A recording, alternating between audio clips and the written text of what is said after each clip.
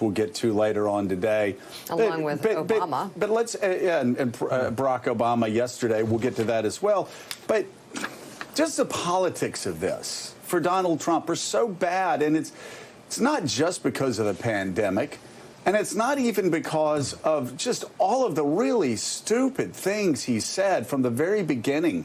All the wishful thinking, the anti-science things that he said, the pro-China, the kowtowing to China and President Xi from the start, and then the next day calling it the Wuhan virus, and the next day kowtowing to President Xi again.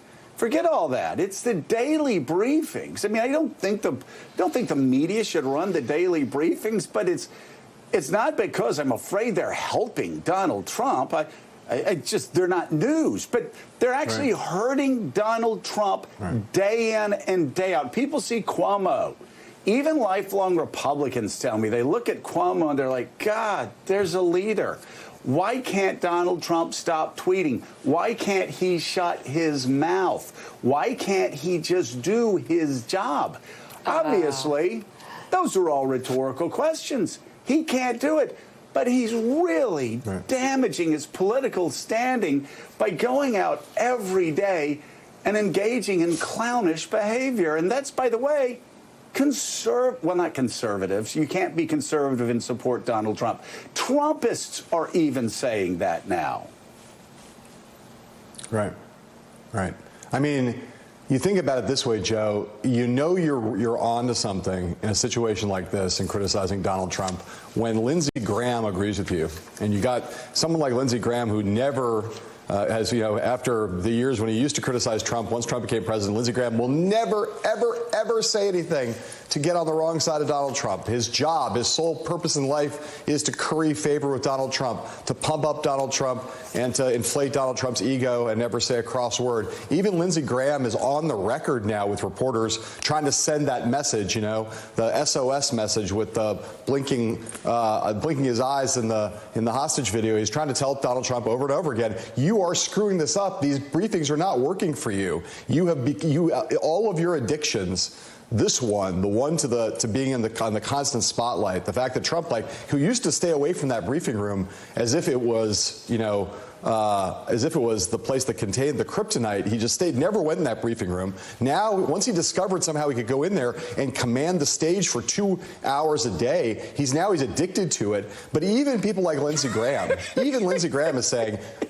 you might want to do that once a week, buddy, because it's not helping you. And like I said, there's no world in which these briefings are helping Donald Trump. I mean, it's just he cannot help himself. Everyone around him is telling him stop, and he just cannot resist the lure of those cameras, because the one thing he's right about, a lot of people are watching.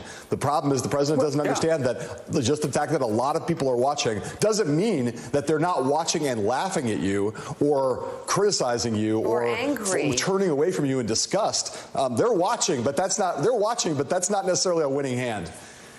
They watch train wrecks too. I mean, they're horrified by that too. And it's like the kids in Willy Wonka, where they just keep eating and they keep blowing up. And the Democrats have to be like Gene Wilder in the first one. How about this, where Gene Wilder, as they're running to doors and doing things they're not supposed to be doing and blowing up, Gene Wilder going, no, don't, stop. Well, Democrats have to be feeling that way because stop, no, please stop, because he's destroying his chance of getting reelected by doing this every day.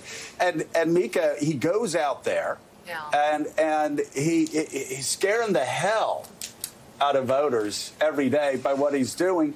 And then when he went out yesterday or the day before, I forget, I think it was the day before, and he sounded like Mussolini by saying the power of the president is complete and I have complete, total authority. Rich Lowry with the National Review, who tries to play it, down the line as much as he can as a conservative, said it was the most reckless thing any president has likely ever said from the White House. And that's the National Review. And, you also have people like Britt Hume talking about how reckless those statements are and how stupid those statements are. You have a lot of people that have done their best to defend Donald Trump when they could defend him and attack liberals when he could attack them, just finally giving up on Donald Trump in these press conferences. These press conferences, Donald, Mr. President, these press conferences are bad for America.